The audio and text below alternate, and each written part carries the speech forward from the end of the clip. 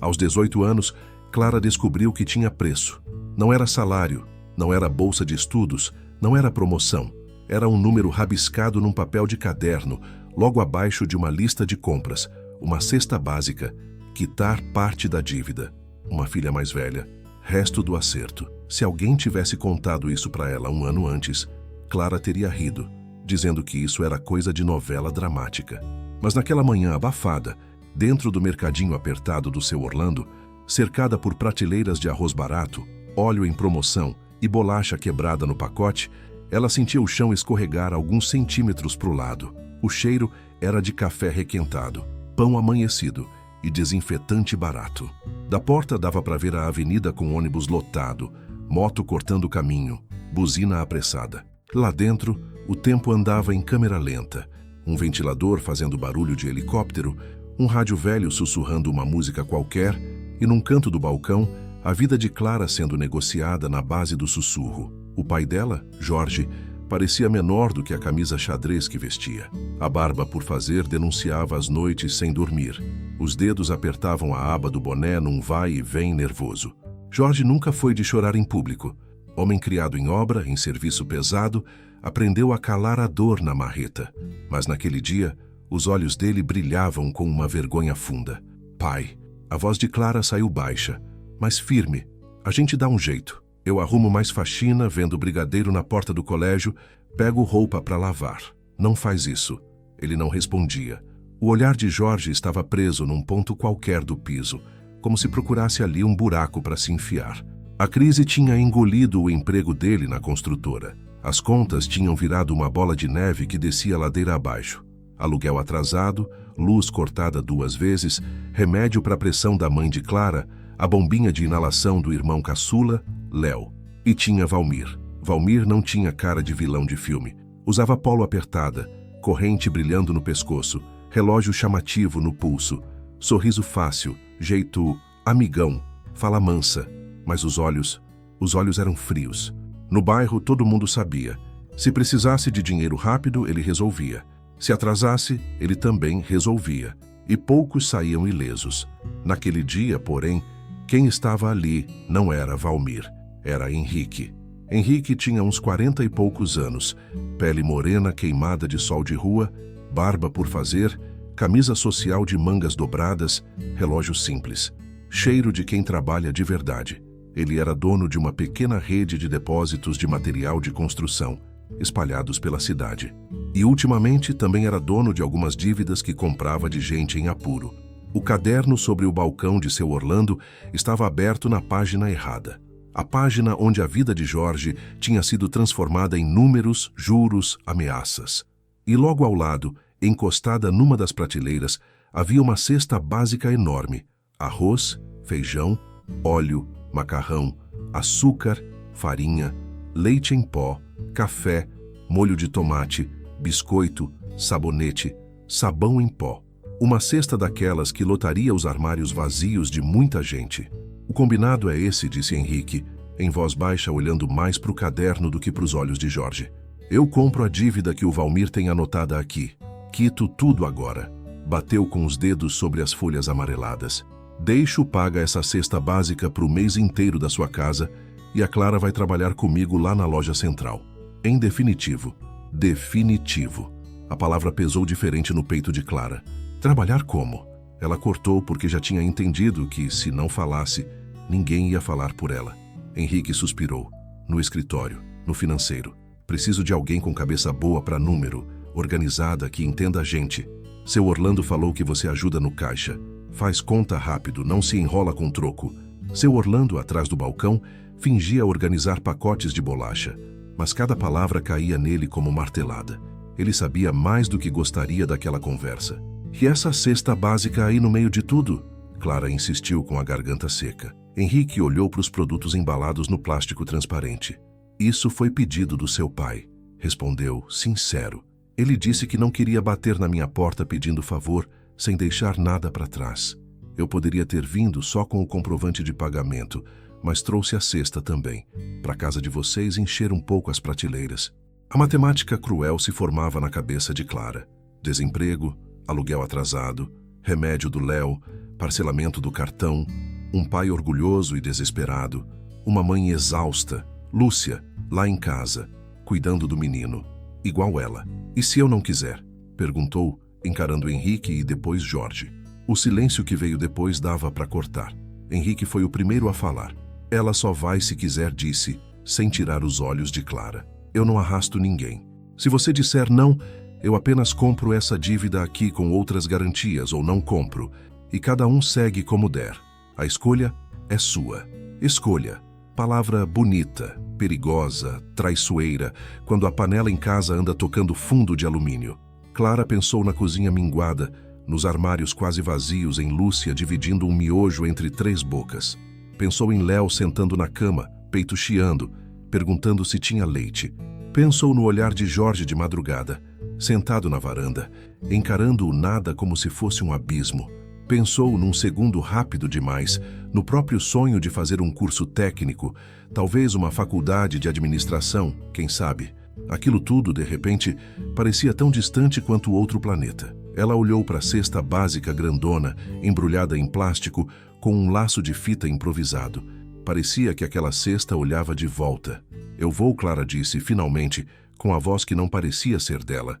Mas eu quero saber de uma coisa.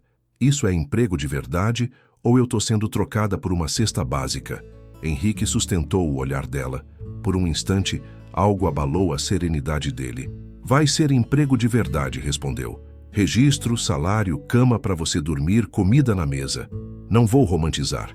Seu pai está me usando como saída e eu tô topando, porque tenho uma promessa antiga com essa família. Mas o que isso vira daqui para frente é entre mim e você, e tem que passar pelo teu sim ou teu não. Seu Orlando fechou os olhos, como se fizesse uma prece silenciosa. Jorge encolheu ainda mais. Do lado de fora, um ônibus freou alto, como se protestasse contra aquele destino. A despedida foi rápida demais para o tamanho da decisão. Lúcia chegou correndo, chamada às pressas por seu Orlando. O avental sujo de sabão em pó, o cabelo preso num coque torto, os olhos arregalados. O que vocês estão fazendo? Ela perguntou, já sabendo a resposta e querendo outra.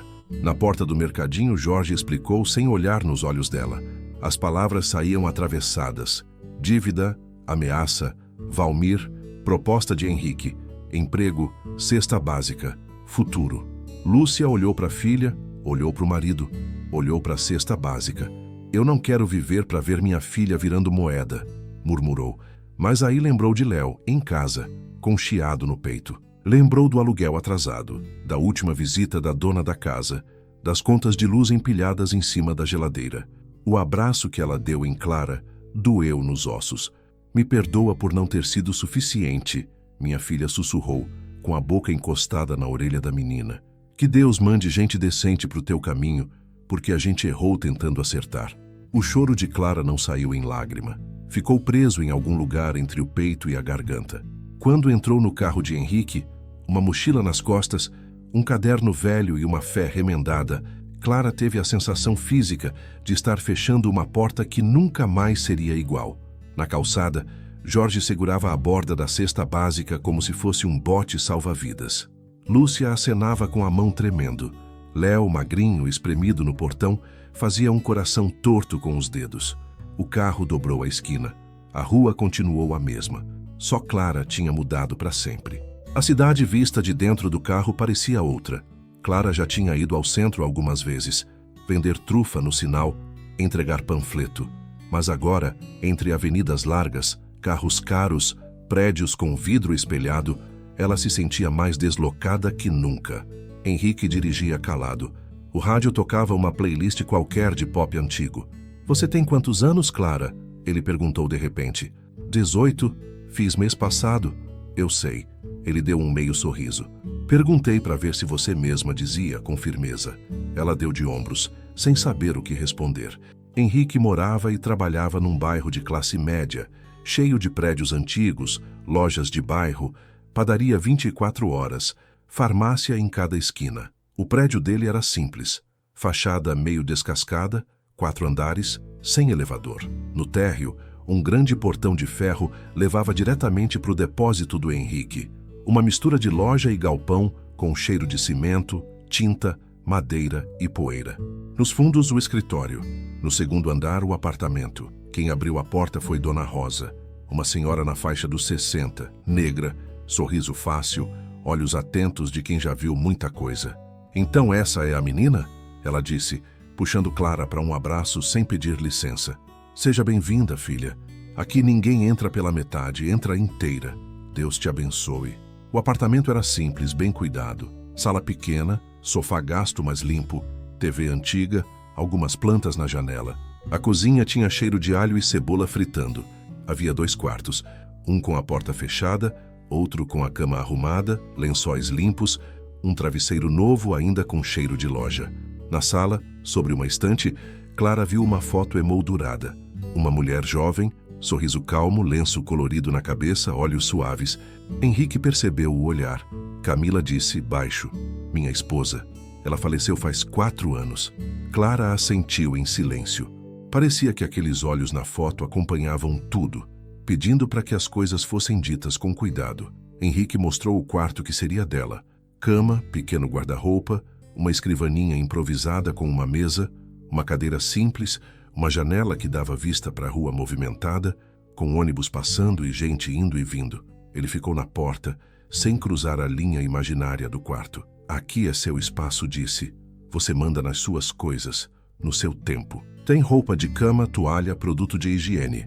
Amanhã cedo eu te apresento para a equipe, te mostro o escritório. Trabalho é de segunda a sábado. Domingo é seu. Você está aqui como funcionária, não como dívida viva.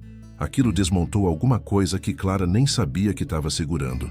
Obrigada, ela murmurou a voz rouca. Dona Rosa apareceu na porta com um prato de arroz, feijão e carne moída. Come, disse, estendendo o prato. Coração vazio aguenta mais que estômago vazio. Um de cada vez. Clara comeu como quem não via comida quente há semanas. Os primeiros dias foram estranhos. De manhã, Dona Rosa acordava cedo, passava café, fritava ovo, esquentava pão. Clara descia com Henrique para o depósito, atravessava o estoque, subia a escada que levava ao escritório nos fundos. Conheceu a equipe. Bruno, responsável pelas compras, Carla, que atendia telefone, Fábio, o funcionário antigo que sabia tudo e achava que a loja só funcionava por causa dele. Henrique explicou o sistema. Vendas por atacado, fiado controlado, relação antiga com pedreiros, mestres de obra, síndicos de prédios. Clara começou com o básico: cadastros, notas, emissão de boletos, organização de arquivos. Logo perceberam que ela tinha mão boa para aquilo. Ela pegava um bolo de papel, que para muita gente era confusão, e transformava em pilhas organizadas. À noite, no quarto pequeno, ela ligava por vídeo para casa. Já fizeram as compras com a cesta básica? Ela perguntava. Lúcia mostrava os armários: arroz, feijão, café, leite. Léo fazia graça diante da câmera, mostrando um copo de achocolatado como se tivesse ganhado um troféu. Jorge falava pouco, sempre pedindo desculpas sem usar a palavra. Clara sentia saudade e raiva ao mesmo tempo. Saudades da casa simples, da cama em que dividia com o irmão, do cheiro do café de Lúcia. Raiva da situação de Valmir, do papel que tinha transformado sua vida num cálculo, da sensação de ter sido colocada à venda em troca de uma cesta básica. No meio disso, algo em Henrique também a deixava confusa. Ele era educado, respeitador, nunca invadia o espaço dela, às vezes esquecido, às vezes duro no trabalho, mas nunca grosseiro com ela em casa. Não entrava no quarto dela sem bater, não fazia insinuações, não pedia nada que não fosse relacionado ao serviço. Só que havia segredos nos olhos dele, e um desses segredos tinha forma de envelope. Foi numa tarde chuvosa, quando o movimento na loja estava devagar, que Henrique apareceu no escritório com uma pasta de documentos velha, amarelada, e jogou em cima da mesa. Isso aqui era para eu ter queimado ou resolvido há anos, disse. Clara abriu a pasta. Eram contratos antigos, promissórias, cálculos de juros, papéis com o nome de Jorge, o nome de Lúcia, o nome de Valmir. No meio, um envelope pequeno com o nome Lúcia e Jorge escrito à mão, numa letra que Clara não reconhecia. E isso? Ela perguntou, tocando no envelope. Henrique engoliu seco. Uma carta que eu escrevi. Antes de você nascer, respondeu. É a tal promessa antiga que eu falei lá no mercadinho do seu Orlando. Porque minha mãe nunca viu, Clara rebateu. Porque eu nunca tive coragem de entregar, admitiu. Eu segurei. Disse para mim mesmo que a vida ia resolver, que vocês iam se virar. Quando vi, a vida estava apertando o pescoço de vocês de novo. A culpa não é só minha, mas eu tô no meio do nó. Clara sentiu uma raiva surda subindo. Então, no fundo, essa história da cesta básica, da dívida, de eu vir pra cá, tudo começou com uma promessa que você fez lá atrás e que nunca cumpriu direito. Ele não fugiu. Sim, respondeu. E agora a vida tá cobrando junto com os juros. O envelope continuava ali, fechado. Clara passou os dedos pela borda, mas não abriu. Enfiou na mochila. A carta podia esperar, mas a respiração dela não. Naquela noite, o sono veio picado. A carta parecia chamar o nome dela do fundo da gaveta. No sábado seguinte, Dona Rosa mandou. Vai ver tua mãe, disse, mexendo uma panela de feijão. Leva umas coisas daqui. Leva notícia, leva abraço. Tem ferida que só melhora na presença. Henrique se prontificou. Te levo até o terminal de ônibus. De lá você pega direto pro seu bairro. Só não volta tarde, avisou. Aquela região tá cada vez mais esquisita de noite. Clara assentiu. Já tinha tomado sua decisão. Ia conversar com Lúcia sobre a carta. Ouvi-la com calma. Era hora de parar de viver no meio pela metade. O terminal estava estufado de gente. Vendedores ambulantes, crianças correndo, homens com mochilas grandes subindo nos ônibus. Clara entrou no ônibus do bairro onde tinha crescido e sentiu o coração bater forte. A cada ponto mais perto, uma lembrança. A rua onde desceu ainda era a mesma. Casas simples, muro baixo, cachorro magro, vizinha com cadeira na calçada. Só ela tinha se alongado por dentro. Na feira improvisada da praça, as barracas estavam cheias. Frutas, legumes, carne em pedaços pequenos, ovo em dúzia, temperos. O cheiro de milho cozido e pastel se misturava ao de suor e fumaça. Clara foi direto para a banca, onde sabia que encontraria a mãe. Lúcia ajudava a prima a vender temperos, mãos rápidas, olhar cansado. Quando viu a filha, o mundo parou em volta por alguns segundos. As duas se abraçaram como quem acha pedaço de si mesma. Depois do abraço, veio a pergunta. Mãe, Clara respirou fundo. Lá no apartamento do Henrique tem uma carta. No envelope está escrito Lúcia e Jorge. Ele disse que escreveu antes de eu nascer. Você sabe do que se trata? O rosto de Lúcia perdeu cor. Ele te mostrou a carta? Perguntou. Mostrou o envelope. Não li. Ainda. Quero ouvir de você primeiro. A feira continuava barulhenta, mas onde as duas estavam parecia que o som tinha abaixado um tom. Lúcia puxou Clara até o canto, atrás da barraca de legumes, perto de um muro descascado. Foi antes de você existir, começou, quando eu e teu pai trabalhávamos numa transportadora. Henrique era motorista de caminhão. A gente não era amigo íntimo, mas conhecia. Teu pai se enrolou com um empréstimo com outro agiota, o Carlinhos. A luz de casa ia ser cortada, sua avó estava doente. Tua mãe aqui fez besteira. Misturei fé com desespero. Lúcia contou aos trancos a história da primeira dívida, como Carlinhos começou ajudando e terminou ameaçando. Henrique, na época, tinha recebido uma grana de herança do pai. Se ofereceu para ajudar a quitar parte. Prometeu procurar advogado, conselho de bairro, outro caminho. Mas no meio do caminho, a vida dele também desandou. A esposa ficou doente. A mãe dele morreu. Ele me deu essa carta, Lúcia continuou. Disse, se um dia faltar tudo de novo, me chama. Eu prometo cuidar da sua filha, dar estudo, casa, comida, sem cobrar nada. É dívida de honra. Eu guardei. E guardei junto um orgulho bobo. Teu pai também. A gente preferia se virar sozinho a bater na porta do colega de serviço pedindo ajuda. Aí, o tempo passou. Você nasceu, Léo nasceu. Veio uma crise, veio outra, veio desemprego de novo. Veio o tal do Valmir no lugar do Carlinhos. E a carta continuou lá, no fundo do guarda-roupa. Clara sentiu um aperto no peito. Então, quando vocês me ofereceram pro acordo, ela engoliu seco. Vocês estavam usando uma promessa velha, sem me contar nada. Lúcia fechou os olhos. A gente estava desesperado. Não tô aqui para me limpar, não. Tô aqui para confessar. Valmir estava prometendo coisa horrível, Clara. Falava em dar um jeito na filha mais velha. Arrastar você pro canto que ele quisesse. Henrique apareceu na frente. Comprou a dívida dele e trouxe essa oferta. E eu devia ter posto você sentada na mesa, explicado tudo, perguntado o que você queria. Mas eu deixei a vergonha e o medo decidirem. Antes que Clara respondesse, A sombra de sempre se aproximou. Valmir, camisa polo justa, dente de ouro piscando, 2 rapazes atrás.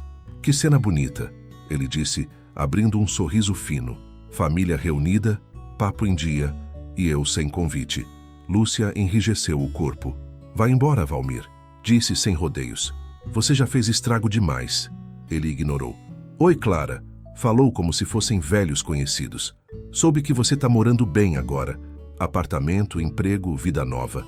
O patrão é generoso, né? Não posso reclamar. Ele pagou aqui uma parte da dívida do seu pai e ainda bancou uma cesta básica. Estalou a língua. Mas você sabe, os juros... os juros são bichinhos que nunca dormem. O que você quer?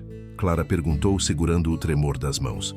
Quero o que é meu, respondeu com falsa calma. O dinheiro que ele não me pagou. E quem sabe um pouco mais. Você vale muito mais hoje do que valia naquele dia lá no mercadinho. O olhar que ele lançou sobre Clara era duro de suportar. Acabou, Valmir, ela retrucou. O principal foi pago, o resto é invenção sua. O que você faz não é negócio, é extorsão. Ele riu. Valente a menina, comentou. Mas vamos ver até onde vai essa coragem quando eu entregar na delegacia uma denúncia bem bonita. Moça vendida em troca de cesta básica e perdão de dívida. Jornal adora essas histórias. Lúcia segurou com força o braço da filha. Valmir se afastou, satisfeito com o rastro de medo que deixou. Mas algo tinha mudado. Pela primeira vez, os olhos em volta não eram só de gente assustada. Tinha indignação ali. Clara voltou para o terminal de ônibus com a alma mais pesada e mais certa. No caminho de volta para a casa de Henrique, o envelope na mochila parecia ter ficado mais pesado. Quando ela desceu na rua do depósito, lá estava ele, encostado na porta, olhando para o celular. Ele te procurou, né? Henrique perguntou sem rodeio. Procurou, ela confirmou. E prometeu denunciar tudo. Ele também me ligou. Henrique contou. Disse que vai aparecer aqui segunda-feira com papéis, que vai dizer que eu comprei uma menina, como se fosse saco de cimento. Tá contando com o medo. Então a gente precisa de uma coisa que ele não tem. Verdade e papel limpo, Clara rebateu. Henrique fez que sim. Amanhã, cedo, eu e o advogado vamos no cartório onde estão as promissórias originais. Vamos ver assinatura por assinatura, juros por juros. Se tiver falsificação, a corda muda de pescoço. E a carta? Ela puxou da mochila. Essa aqui. Henrique olhou para o envelope como quem encara um fantasma. A gente lê hoje, disse.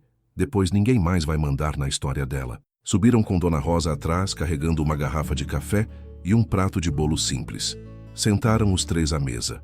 Clara abriu o envelope devagar, como quem abre janela de casa abandonada. A letra era de Henrique, mais jovem, mais torta, escrita a caneta azul que agora parecia cinza. Lúcia, eu sei que não tenho direito de me meter na vida de vocês, mas estou me metendo assim mesmo, porque promessa precisa de testemunha. Naquele dia em que o Carlinhos quase tomou a casa de vocês e eu só paguei uma parte, achei que estava sendo herói. Hoje vejo que falhei com a metade do que podia. Fiquei com a parte fácil. Deixei vocês com um peso maior. Se um dia faltar tudo de novo, não deixa o orgulho vencer. Me chama. Eu prometo cuidar da tua filha, dar estudo, casa e comida, sem cobrar nada em troca. É dívida de honra minha com essa família. Se eu não cumprir, morro devendo. Henrique. Quando terminou de ler, Clara sentia a mão tremer. Você não cumpriu, ela disse sem elevar a voz. Não do jeito certo. Henrique baixou os olhos. Não cumpri, admitiu. Empurrei com a barriga. Me escondi atrás do trabalho, do luto, do medo. A promessa virou atalho. Foi usada de um jeito torto. Eu poderia ter batido na porta de vocês com essa carta antes de tudo desandar e perguntado: vocês aceitam? Clara, você aceita? Em vez disso, aceitei esse acordo sujo no mercadinho, com você encurralada, com uma cesta básica no meio, como se tua vida coubesse dentro dela. E agora? Clara perguntou, a voz mais cansada que brava. Agora eu vou tentar fazer diferente, ele respondeu. E se você não quiser ficar aqui depois que isso tudo passar, eu vou continuar ajudando sua família, sem você sendo moeda. Você segue sua vida. Você não me deve nada. O que eu te devo é reparação, não posse. Dona Rosa, que tinha ficado calada, colocou a mão enrugada sobre a de Clara. Às vezes o erro dos adultos cai inteiro nas costas dos filhos, disse, com doçura firme. Mas você não é a soma dos erros de ninguém. Você é a escolha que faz agora. Naquela noite, os três dormiram pouco. Não por medo só, por consciência acordada. Só que enquanto eles armavam coragem, Valmir armava outra coisa. César, o funcionário antigo da loja, prestava serviço há anos para Henrique, mas tinha cansado de ganhar pouco. Amargurado, falava mal pelas costas, reclamava de tudo. Foi fácil para Valmir se aproximar dele num bar qualquer, algumas semanas antes. Você sabe tudo daquela loja, né? Perguntara fingindo amizade. Sabe quando o patrão vai no banco, quando volta, onde guarda os documentos? Dinheiro fácil é canto de sereia para ouvido zangado. Na madrugada de domingo para segunda, César entrou no depósito com a desculpa de adiantar serviço. Ninguém estranhou. Ele vivia fazendo hora extra por fora para complementar renda. Numa das salas de estoque, perto da parede que dividia com o apartamento, havia uma tomada antiga, meio frouxa, perto de uma extensão improvisada. César ligou uma máquina de cortar madeira, usou por alguns minutos, deixou a extensão num ângulo perigoso, com fio desencapado quase encostado no papelão de caixas vazias. Depois saiu distraído. Naquela madrugada, o fio fez o resto. Uma faísca pequena encontrou papelão seco. Uma chama tímida começou a comer a quina das caixas. Ganhou coragem, encostou em um pedaço de pano e seguiu crescendo. Não era explosão. Era fogo miúdo, insistente, que gosta de ser ignorado. Quem sentiu primeiro foi Dona Rosa. O cheiro de queimado começou a invadir o corredor do prédio pelo ralo do banheiro. Acordou um medo antigo nela. "Henrique!" ela gritou, batendo na porta dele. "Tem cheiro de fogo." Quase ao mesmo tempo, Clara acordou com o barulho de alguém correndo no andar de baixo. Gritos, alarme improvisado, porta batendo. Henrique saiu do quarto de camiseta e calça de moletom, os olhos arregalados. "Fica aqui com a Dona Rosa", mandou, descendo as escadas 4 por vez. Mas Clara já tinha levantado também. O fogo vinha da parte de trás do depósito. Quando Henrique abriu a porta que ligava o corredor interno para o galpão, uma nuvem de fumaça quente o recebeu. As chamas ainda estavam concentradas num canto, mas subindo rápido pelas caixas empilhadas. Ele correu para pegar o extintor, gritando para alguém ligar para os bombeiros. Clara, da escada, viu algo pela fresta aberta da porta do escritório. A mesa com a pasta de documentos da dívida, a carta devolvida para lá espalhada entre folhas e contratos. "A pasta!" berrou sem pensar. "Esquece isso, Clara!" Henrique gritou de volta. "Papel a gente refaz." Mas não era só papel. Era a prova da falsificação, da agiotagem, da promessa escrita à mão. Antes que o medo chegasse inteiro, Clara correu pelo corredor enfumaçado, tampando a boca com a camiseta. A sala do escritório já estava tomada por fumaça, mas ainda não havia chama ali.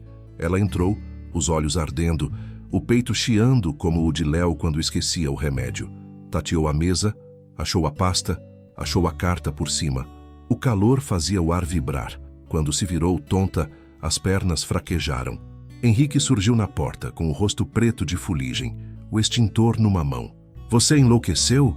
gritou ao mesmo tempo que a puxava pelo braço, segurando a pasta com a outra mão. "Eu falei para você fugir." "Eu tô fugindo com prova." Ela tossiu, apertando a carta de encontro ao peito. Eles saíram cambaleando. Alguns vizinhos jogavam baldes de água pela lateral, tentando segurar o fogo até os bombeiros chegarem. Não foi um incêndio devastador. Os bombeiros chegaram a tempo de evitar que o prédio inteiro fosse engolido. 2 cômodos do depósito ficaram destruídos, parte do teto chamuscado. Ninguém se feriu gravemente, mas aquele cheiro de queimado se instalou no fundo da garganta de todo mundo. A causa oficial no laudo preliminar, curto-circuito. Só que Henrique, olhando para a posição da extensão, para o fio desencapado, para o jeito como as caixas tinham sido arrumadas, sentiu o cheiro de César ali. "Não foi acidente sozinho", murmurou. César apareceu mais tarde com cara de susto, perguntando se estava tudo bem com as mercadorias. Henrique apenas encarou. "Amanhã a gente conversa", disse seco. Na manhã seguinte, com a fumaça ainda impregnada nas roupas, Henrique, Clara e o advogado foram ao cartório. Era um prédio antigo com chão de ladrilho, cheiro de papel envelhecido e café fraco. O escrivão, de óculos na ponta do nariz, puxou as gavetas metálicas, tirou pastas, soprou pó. Ali estavam os contratos originais de empréstimo de Jorge, as promissórias, as cessões de crédito. Compararam datas, números, assinaturas. A assinatura de Jorge era simples, com um J meio torto que descia além da linha e um E pequenininho quase grudado na haste. Em algumas promissórias recentes, aquela assinatura estava certa demais, certinha demais. O J começava diferente, o traço final subia ao invés de descer. Aqui tem falsificação, o advogado concluiu. Posso não ser perito oficial, mas não sou cego. Tiraram cópias autenticadas, anexaram ao processo que já estavam montando contra Valmir. Saíram de lá com uma pasta que, se não pagava dívida, pelo menos mudava quem devia a explicação. Quando voltaram para a loja, Valmir já estava lá, encostado no balcão, camisa nova, perfume forte, sorriso de lado. "Bom dia, família", cantarolou. "Soube do incêndio. Fogo é coisa séria, né? Às vezes vem para mostrar que a gente tá mexendo com coisa que não devia." Henrique não respondeu ao veneno. "Vamos ao ponto", disse. "Você disse que vinha com papéis." Valmir tirou do envelope alguns documentos, tudo novinho demais para o tipo de dívida que alegava ter. "Aqui estão os cálculos atualizados da dívida do seu Jorge", falou apontando com a caneta. "Principal, juros, multa, correção. É dinheiro para uma vida." Antes que Henrique pegasse, Clara avançou. "O principal já foi pago", ela disse. "Aqui." Jogou sobre o balcão o comprovante do cartório, a cessão de dívida assinada por ele. "O resto é juros abusivo, inventado para manter meu pai acorrentado. E tem assinatura falsa aqui no meio. A gente já viu." Valmir riu, mas o riso não desceu. "Agora pobre virou especialista em direito, é?" provocou. "Eu posso muito bem ir na delegacia contar a minha versão. O rico aqui", apontou para Henrique, "comprou a dívida para ficar com você, Clara. Te levou em troca de cesta básica. Isso é tráfico de gente. É crime feio." Dona Rosa, que ainda limpava os resquícios de fuligem de uma prateleira, largou o pano. "Crime feio é sugar o desespero dos outros", seu Valmir disparou. "Crime feio é se aproveitar de quem não sabe ler contrato. Crime feio é ameaçar tirar a casa de mãe com criança doente. Não vem posar de vítima aqui, não." O advogado se aproximou, com calma. "A gente já está com tudo registrado", disse. "Documentos, ameaças, falsificação. Se você quiser ir à delegacia, vamos juntos. Mas o senhor vai como denunciado também, não só como denunciante." Valmir não gostava de gente simples falando "denunciado" em tom confiante. Ele vivia de medo. Quando o medo fugia, o poder murchava. "Isso não vai acabar hoje", ele resmungou, aproximando o rosto do de Clara. "Você não sabe com quem está mexendo." "Sei sim", ela respondeu sem recuar. "Com alguém que acha que a vida dos outros é negócio. Mas hoje você descobriu que não é todo mundo que vai baixar a cabeça para uma cesta básica e um caderno de dívida." Ele saiu, mas desta vez sentiu alguns olhares diferentes na rua. Olhares que não corriam. Poucos dias depois, eles estavam todos na delegacia. Valmir tinha cumprido a ameaça. Protocolou uma denúncia formal contra Henrique e Jorge, dizendo que houve venda de pessoa em situação de vulnerabilidade em troca de cesta básica e benefício financeiro. O delegado Farias, homem de barriga redonda, cara cansada e cavanhaque mal aparado, já tinha visto de tudo ali. Furto de botijão de gás, briga de bar, violência doméstica. Aquela história tinha gosto de problema grande demais para o plantão dele, mas também tinha cheiro de oportunidade para se mostrar. Na sala de espera estavam Jorge coçando o boné nas mãos, Lúcia com a carta original no bolso, Clara de cabeça erguida, Henrique e o advogado, Dona Rosa com o terço enrolado na mão, Léo segurando a barra da blusa da mãe. Do lado de fora da delegacia, alguns moradores do bairro começaram a se juntar. Gente da igreja, membros da associação de moradores, clientes da loja, curiosos. Lá dentro, Valmir falava alto. "Eu tô aqui para denunciar um esquema, doutor", gesticulava. Um homem que se aproveitou da miséria de uma família, pagou a dívida e levou a menina pro apartamento dele. Isso tá tudo errado. Tem vizinho que viu, tem comerciante que sabe. Teve cesta básica no meio, teve humilhação, teve tudo. O delegado fazia anotações, desconfiado. Escutou, virou a cadeira, olhou para a cara de Henrique. "E aí?", perguntou. "O senhor confirma que quitou a dívida e levou a moça para morar com o senhor?" Henrique poderia ter ficado na defensiva, negado, tentado arrumar atalho. Não fez. "Sim", respondeu. "Eu comprei a dívida. Paguei o que estava no caderno, dei cesta básica naquela semana e ofereci emprego para ela, junto com um quarto aqui em cima da loja. Fiz tudo isso num acordo errado, num ambiente errado e pro lado errado. Eu não deveria ter aceitado aquele jeito. Ah, então tá confessando... Valmir começou empolgado. Tô confessando que errei com a forma. Henrique completou, mas não com a intenção. E tem papel que conta o resto da história. O advogado interveio, colocando sobre a mesa os documentos do cartório, a carta, o registro em carteira de Clara, o comprovante de salário, fotos do quarto, prints de conversas. Antes de qualquer coisa, o delegado disse, precisamos ouvir a principal interessada, a Clara, porque transformaram ela em objeto da denúncia, mas até agora ela só foi citada, não foi ouvida. Farias pigarreou, mandou que ela se sentasse. Você se sente vítima de sequestro, venda, cativeiro? Perguntou meio sem jeito com as próprias palavras. Clara respirou fundo. Eu me sinto vítima da pobreza, da falta de opção e de decisões erradas de adulto, respondeu. E vítima do Valmir, que usou a fome da minha casa como correntinha no pescoço da gente por anos. O Henrique errou quando aceitou esse acordo com meu pai, com uma cesta básica no meio, sem me chamar na conversa. Mas ele não me mantém presa. Se eu tenho registro, salário, cama, chave do apartamento. E agora a informação. Ela contou com calma chata, ponto por ponto, o que tinha acontecido.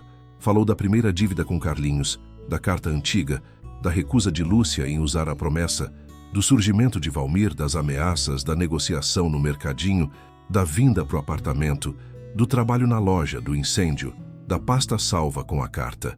Lúcia, então, tirou a carta do bolso e entregou ao delegado. Isso aqui foi escrito antes da Clara nascer, disse, com a voz tremendo. Eu guardei e deixei o orgulho e o medo falarem mais que a razão. Hoje tô pagando o preço por esse silêncio. O delegado leu a carta inteira, a letra, a data, o conteúdo. Farias suspirou. Olha, Valmir, começou devolvendo o papel à mesa. Essa história não tá batendo com a sua versão simples de vilão e mocinho, não. O advogado mostrou então as cópias das promissórias, os laudos preliminares de falsificação, o histórico de juros abusivos, alguns áudios que Jorge tinha gravado das ameaças de Valmir, sem coragem de ir à delegacia antes. O semblante do agiota mudou de ligeiramente arrogante para irritado. Isso é armação, ele levantou a voz. Tão tentando me queimar porque eu ajudo quem o banco não quer mais ver. O senhor ajuda cobrando 20% ao mês de juros, ameaçando tomar casa, ameaçando o corpo de família, retrucou Farias. Isso não é ajuda, isso é agiotagem, e isso sim é crime. Por um instante, o silêncio que encheu a sala parecia maior que a delegacia. Lá fora, um grito se ergueu. A Clara não foi sequestrada.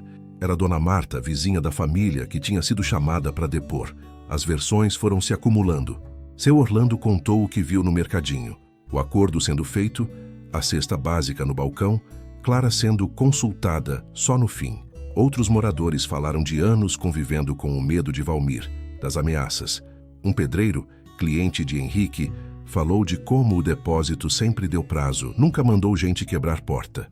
O delegado, no fim, respirou fundo. Por enquanto, disse, olhando para todos, eu não tenho base para prender o Henrique nem o Jorge. O que eu tenho é material suficiente para abrir inquérito contra o Valmir por agiotagem, ameaça e possível falsificação. E é isso que eu vou fazer. Valmir levantou indignado. Isso é uma palhaçada, gritou. Eu vou levar essa história para outra instância. Leva, respondeu Farias. Lá também tem gente cansada de ver pobre pagando por crime que não cometeu, enquanto quem realmente lucra com a desgraça alheia posa de vítima. Quando saíram da delegacia, o sol batia forte na calçada. Clara, Lúcia e Jorge se abraçaram num misto de exaustão e alívio. Henrique se aproximou de Lúcia. Eu sei que palavra nenhuma conserta o que já foi disse, mas eu queria pedir diante de todo mundo.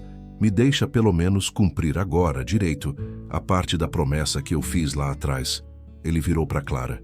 E você? Quero que me diga olhando no meu olho. Você quer continuar trabalhando e morando comigo? Se não quiser, a gente dá outro jeito. Sua família não vai perder nada por sua causa. Clara pensou. Muito. Em tudo. Em quando foi trocada por uma cesta básica sem ter voz. Em quando correu para o meio do fogo para salvar uma carta. Em quando encarou Valmir na feira e na delegacia. Em sua própria capacidade de dizer não. surgida ali. Eu quero ficar, respondeu por fim, mas do meu jeito, nem como moeda, nem como dívida, como escolha. Nos meses seguintes, a vida não virou conto de fadas da noite para o dia, mas girou o eixo. Valmir, oficialmente investigado, começou a aparecer menos na rua. As conversas de bar mudaram. O nome dele passou a ser citado com cuidado, não mais como salvação para tempos de aperto, e sim como aviso. Henrique foi chamado para depor mais vezes, prestar esclarecimentos. Aceitou todos. Entregou documentos, indicou vítimas de Valmir, ofereceu o próprio advogado para gente que não tinha como pagar. Ao mesmo tempo, começou a olhar para o próprio negócio de outro jeito. Descobriu que tinha funcionários devendo para ele há anos, presos em ciclos de vale eterno, sempre devendo no fim do mês. Viu na própria planilha o fantasma de Valmir com outro nome. Chega, disse numa manhã de segunda. A partir de hoje, ninguém mais trabalha aqui devendo a alma para a loja. Chamar todos no escritório foi o primeiro passo. Eu vou parcelar o que vocês me devem de forma justa, avisou. E para quem está tão atolado que não sabe nem por onde começar, eu vou zerar uma parte. Trabalhar para sempre devendo não é trabalhar, é ser preso. Alguns choraram, outros não acreditaram. Dona Rosa sorriu como quem já esperava. César, o funcionário que tinha ajudado a provocar o incêndio, ficou num canto, nervoso. Achava que ninguém tinha ligado os pontos ainda. Ligaram. Quem falou foi Clara. César, ela disse, chamando-o pelo nome. A gente sabe que você entrou aqui no domingo à noite, que mexeu na extensão, que esqueceu ligado. Ele gaguejou, negou, tentou jogar a culpa na rede velha. Você está livre para admitir que errou e procurar outro caminho, completou Henrique. Mas aqui você não fica mais. Não porque eu quero vingança, porque eu quero proteger quem está tentando fazer direito. Vai embora hoje com o que é seu. E pensa quem você quer ser nos lugares onde for entrar depois. César abaixou a cabeça. Não chorou, mas também não olhou nos olhos de ninguém quando saiu. Clara foi encontrando espaço para algo que até então parecia luxo. Estudar. Fez inscrição num curso técnico de contabilidade noturno. Começou um cursinho popular de fim de semana para tentar o Enem no ano seguinte. Diariamente, trabalhava no escritório de manhã e tarde. Estudava à noite. Lia livros emprestados de uma pequena biblioteca comunitária. Dona Rosa virou torcedora oficial. Vai, menina dizia, vendo Clara saindo com mochila e olheira. Cada página que tu lê é um tijolo a menos na prisão que montaram para tuas costas. Henrique, por sua vez, abriu espaço para um sonho dela dentro da loja. Você fala bem e entende dor de gente endividada, ele comentou. Numa noite em que observava a Clara explicando juros compostos para Dona Rosa, usando grãos de feijão. Que tal a gente montar aqui nos fundos um grupo de apoio para quem está atolado em dívida? Algo voluntário, simples, mas que leve informação? Foi assim que nasceu o projeto Vira Página. Uma noite por semana, as mesas de MDF dos fundos da loja eram afastadas, as cadeiras de plástico trazidas, uma lousa pequena encostada na parede.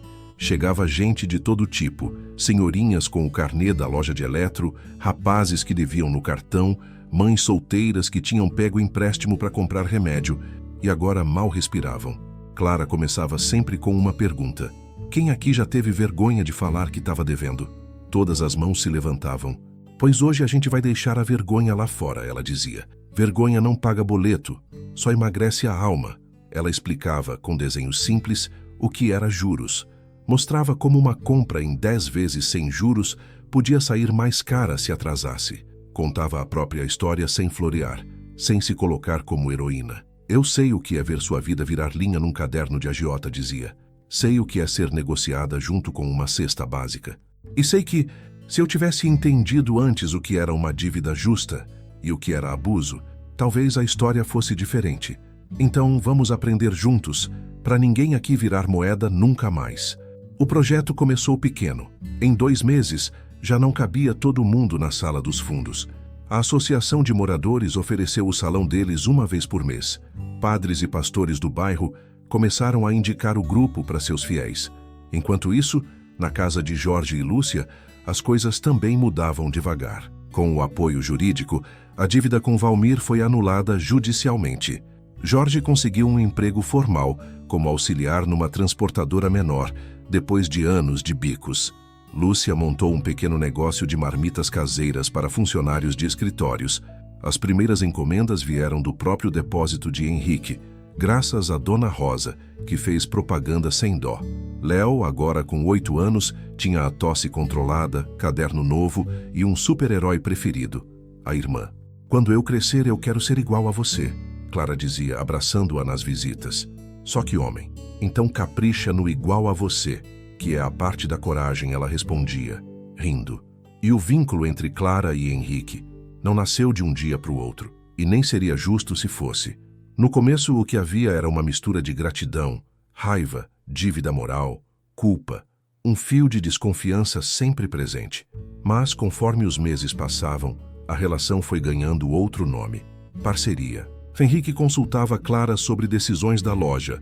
Ouvia quando ela dizia que determinada prática se parecia com o que Valmir fazia. Recuava, se desculpava quando errava.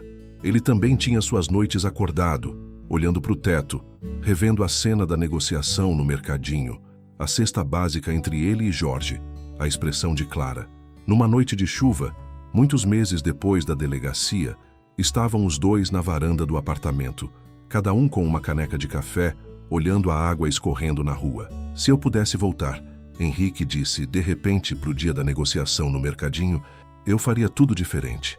Eu rasgava o papel ali mesmo, chutava a cesta básica para o lado, te botava na frente e dizia, 'O que você quer?' E depois arrumava outro jeito de ajudar seus pais, com transparência, com conselho, com advogado." Clara ficou um tempo em silêncio. "E se eu pudesse voltar", respondeu, "eu não deixava nenhum adulto decidir meu destino sem eu estar na mesa. Nem por medo, nem por amor." Ela respirou fundo. "Mas a gente não volta", completou. "A gente só pode escolher quem vira depois." Henrique virou para ela. "E quem você virou?" perguntou, sério. Ela sorriu de canto. "Uma mulher que sabe que não tem preço", disse, "que trabalha, estuda, ajuda outras pessoas a não serem moídas por juros e que ainda está descobrindo o que sente por um homem que errou comigo, mas que teve coragem de assumir o erro e mudar no caminho." Os olhos de Henrique brilharam. "Se eu te perguntar algo agora", ele disse, "promete que responde com o coração e não com a dívida?" "Prometo." Ele respirou fundo, como quem mergulha. "Você quer ficar na minha vida por escolha?" perguntou. "Não como a menina que eu salvei ou comprei, não como funcionária que devo proteger para aliviar minha culpa, mas como mulher do meu lado. E se a resposta for não, eu aceito, de verdade." Clara sentiu o coração bater forte. Pensou em Henrique acordando de madrugada com cheiro de fumaça. Pensou nele puxando ela pelo braço, salvando a carta, encarando Valmir na delegacia, ouvindo as críticas dela, mudando as regras da loja, apoiando o projeto vira-página, escutando Dona Rosa ensinar, deixando o orgulho no chão tantas vezes. Pensou também na diferença de idade, nos julgamentos que viriam na linha fina entre poder e carinho, e pensou na sua própria voz, que não era mais a mesma de quando saiu do mercadinho. "Quero", respondeu. Enfim, mas com contrato de verdade. Ele franziu a testa, sem entender. "Não de cartório", ela riu. "De conduta.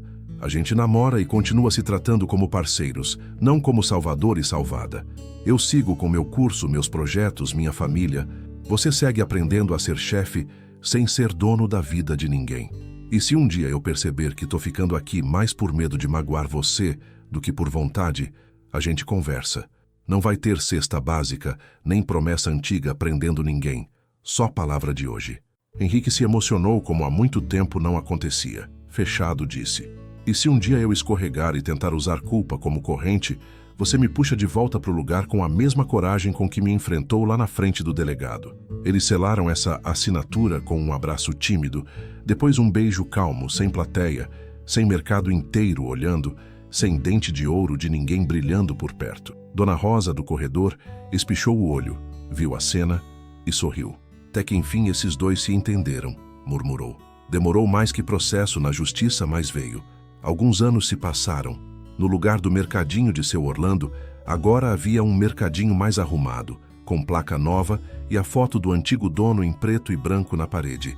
Seu Orlando tinha falecido, deixando o negócio para os sobrinhos. Naquela mesma rua, um pequeno centro comunitário tinha se instalado num galpão vazio. Na parede, uma faixa colorida dizia: Projeto vira a página. Ninguém é mercadoria. Lá dentro, cadeiras de plástico formavam um semicírculo. Clara, alguns anos mais velha, com olhar ainda mais firme, circulava pelo meio com um marcador de quadro branco na mão. "Quem aqui já ouviu assina aqui, depois a gente vê?"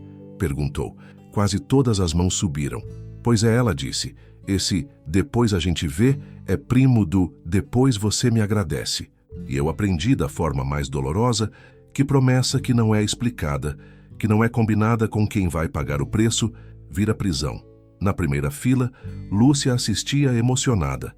Do outro lado, Jorge ajudava a servir café, água, bolo simples. Léo, agora adolescente, filmava trechos para postar nas redes do projeto. Henrique, numa cadeira mais ao fundo, observava, não como protagonista, mas como parte. O depósito agora tinha outro formato: folha de pagamento em dia, funcionários com carteira assinada, fundo solidário para a emergência dos trabalhadores, parceria com Defensoria Pública. Valmir, o processo contra ele demorou, como tudo, mas ele foi condenado por agiotagem e falsificação em alguns casos. Cumpriu pena, respondeu a outros processos. Quando saiu, já não tinha o mesmo poder. Passava pela rua, mas com o passo mais curto, a cabeça menos erguida. César, o ex-funcionário, apareceu um dia no projeto de boné baixo pedindo para entrar. "Eu fui parte do problema", confessou, "mas agora quero aprender a não cair nas conversas de Valmir nenhum da vida." Clara o recebeu, não como herói, mas também não como inimigo para sempre. "Quem quer virar página tem que assumir qual capítulo escreveu", disse, e depois começar outro texto. Na parede do centro comunitário, ao lado da faixa, uma moldura simples exibia a cópia daquela carta antiga de Henrique, com um bilhete novo de Clara embaixo. "Promessa só vale quando não prende ninguém. Talvez em algum momento da sua vida você também tenha se sentido como a Clara. Moeda em mesa de adulto. Solução para o problema que não foi você quem criou. Personagem de um acordo que você nem sabia que existia. Talvez não tenha sido por causa de uma cesta básica, mas por causa de um emprego, de um relacionamento, de uma ajuda que veio com corrente escondida. Talvez você tenha sentido que sua voz valia menos que o medo dos outros. Se você gostou do vídeo e se alguma parte dessa história cutucou algo aí, se inscreva no canal e ative o sininho para não perder nenhuma história nova.